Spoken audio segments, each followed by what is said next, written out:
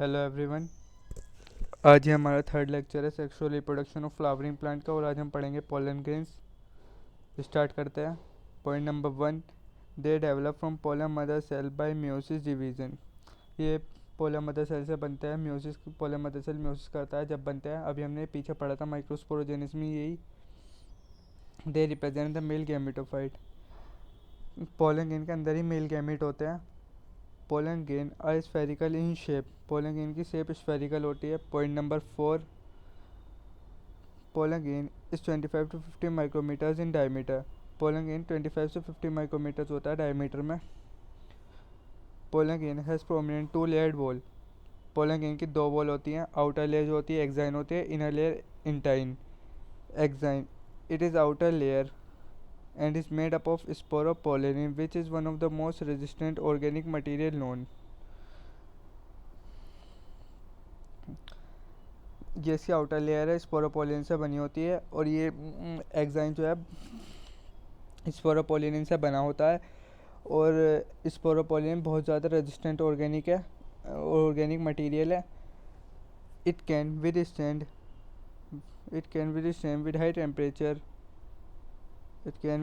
With high temperature strong acid and alkali। no enzyme that can degrade sporopollenin so far now।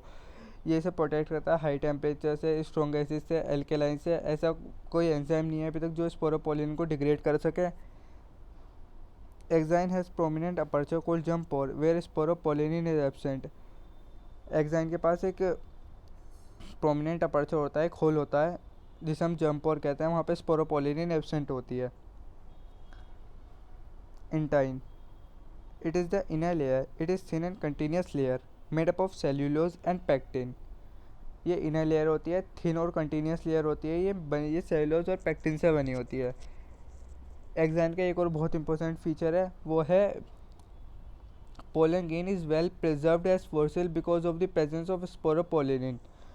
ये इसे sporopollenin इसे fossil मतलब बहुत ज़्यादा पुराना भी हो जाता है वो जब भी पोलन ग्रेन सही रहता है उसे। ये सिर्फ हर चीज़ से प्रोटेक्ट करता है, टेम्परेचर से, स्पोरोपोलिन से, इसीलिए वो फॉसिल्स में प्रेजेंट होता है हमारे pollen grain. Cytoplasm of the pollen grain is surrounded by the plasma membrane. Cytoplasm जो है पोलन ग्रेन का वो सराउंड होता है प्लाज्मा मेम्ब्रेन से। At maturity pollen grain contain two cell, vegetative cell and generative cell. जब pollen grain mature होता है तो उसके पास दो सेल होते हैं, वेजिटेटिव सेल और generative cell. Newly differentiated pollen has central nucleus and dice cytoplasm. जो न्यू पोलन होता है जो उसके पास में एक न्यूक्लियस होता है और डेंस साइटोप्लाज्म होता है। अब ये दो सेल कैसे बनते हैं, वेजिटेटिव सेल और जनरेटिव सेल, वो देखते हैं। The protoplasm divide mitotically into two unequal cell. उसका साइटोप्लाज्म जो है वो अनइक्वली डिवाइड कर जाता है दो इक्वल सेल में। उसमें से एक होता है वेजिटेटिव सेल और दूसरा होता है generative cell. The vegetative cell is bigger, has abundant reserve food material and a large regular shaped nucleus. इसके पास में रिजर्व फूड मटीरियल होता है और ये लार्ज रेगुलर शेप न्यूक्लियस होता है। The generative cell is small and floats in the cytoplasm of vegetative cell. It is spindle shape with dense cytoplasm and a nucleus.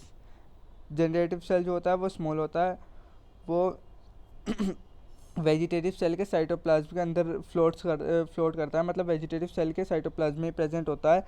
वो स्पिंडल शेप होता है, उसके पास डेंस साइटोप्लाज्म होता है और nucleus होता है।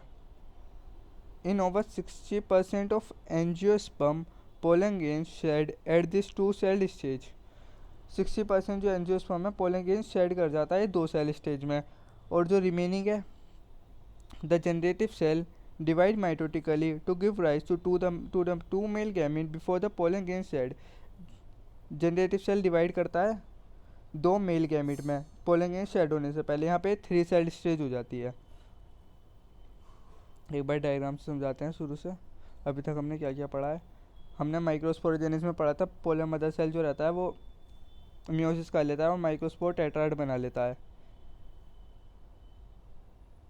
यहाँ पे ये पोलन मदर सेल है, ये म्योसिस करेगा, म्योसिस करने के बाद में माइक्रोस्पोर टेट्राड बन जाएंगे। जब पोलन गेन अलग, फिर पोलन गेन अलग अलग डिसोशिएट हो जाएंगे, और ये यहाँ पे पोलन गेन जो है इसके पास में अभी हमने पढ़ा था यहाँ पर ये रहा, उसके पास एक इसके पास एक न्यूक्लियस होगा और डेंस साइटोप्लाज्म होगा, सेंट्रल न्यूक्लियस और डेंस साइटोप्लाज्म। इसके पास हमारे पास एक डेंस साइटोप्लाज्म और सेंट्रल न्यूक्लियस होगा। ये आगे यहाँ पे ग्रोथ करेगा, वैक्यूअल ग्रोथ, ये आगे जाकर यहाँ पे वैक्यूअल फ्यूजन होएगा। फिर यहाँ पे पोलन माइटोसिस कर लेगा। वेजिटेटिव सेल और जनरेटिव सेल जो अनइक्वली अभी हमने यहीं पे पढ़ा था, वेजिटेटिव सेल इज बिगर, वो ये रहा, the protoplast divide mitotically into 2 unequal cell, ये रहा, अनइक्वल सेल में डिवाइड कर जाएगा, ये रहा। इसमें से बड़ा वाला ये वेजिटेटिव सेल होता है, बड़ा वाला ये वेजिटेटिव सेल होता है, और ये छोटा वाला जनरेटिव सेल होता है। और ये यहाँ पर आकर फिर से माइटोसिस करेगा, 2 स्पर्म सेल बन जाएंगे, मतलब मेल गैमिट। आगे चलते हैं। डिसएडवांटेजेस क्या होते हैं पोलन ग्रेन के? Pollen grain of many species cause several allergies and bronchial affliction in some people, often leading to chronic respiratory disorder, asthma, bronchitis etc. Pollen grain जो है एलर्जीज कोज करती है। ब्रोंकियल एफ्लिक्शन किसे कहते हैं? अब हम जब पोलन ग्रेन जो एलर्जी करता है वो ब्रोंकाई में होती है, उसे हम ब्रोंकियल एफ्लिक्शन कहते हैं। मतलब ब्रोंकाई में अगर पोलन ग्रेन एनर्जी कोज करता है तो उसे हम ब्रोंकियल एफ्लिक्शन कहते हैं। और कुछ पीपल में वो क्रोनिक रेस्पिरेटरी डिसऑर्डर भी करता है, जैसे कि अस्थमा, ब्रोंकिट्स।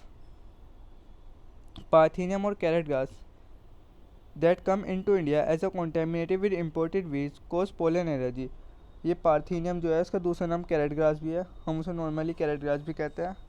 ये इंडिया में आया था इम्पोर्टेड वीट के थ्रू, वीट जब इम्पोर्ट हुए थे जब आया था, और ये पोलन एलर्जी कोज करता है। इम्पोर्टेंस क्या है पोलन ग्रेन की? They contain male gamete for sexual reproduction, इनके पास में मेल गैमिट होते हैं सेक्सुअल रिप्रोडक्शन के लिए। Pollen grain are rich in reserve food nutrients and taken as food supplements. Pollen grain जो है फूड न्यूट्रिएंट में रिच होते हैं और ये फूड सप्लीमेंट में लिए जाते हैं। Point number 3, pollen grain can be stored for years in liquid nitrogen at -196 degree Celsius to be use later in crop breeding programme.